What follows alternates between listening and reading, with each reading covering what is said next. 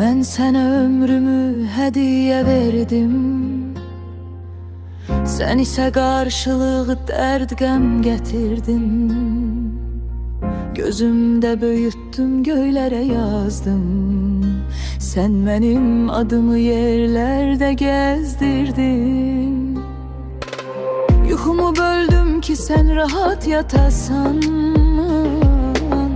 ağlıma gelmezdi məni belə satasan. İndi peşman peşman bakma üzüme, inanmıram daha senin sözüne.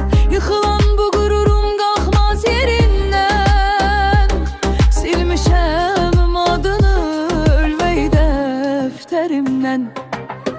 Sene değmezmiş, vallahi değmezmiş bu temiz sevgime, sene değmezmiş.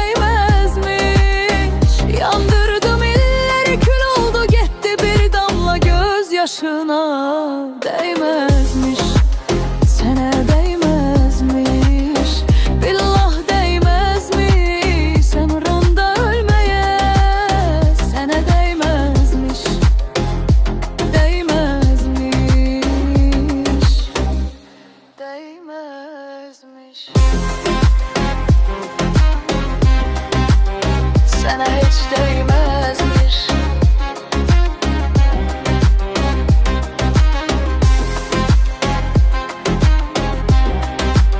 Sana hiç değmezmiş. Kapımı döyme, üzüme gelme, daha o evvelki yerini bilme. Ben seni bağışlarım, Allah da geçer ama vicdanın sene rahmetmez gerime. Bak nece kırıldı o saf yüreğim, daha sene yoktu bir söz dileyim. Sene değmezmiş, vallahi değmezmiş bu temiz sevgime, sene değmezmiş. Yandırdım illeri, kül oldu gitti bir damla gözyaşına.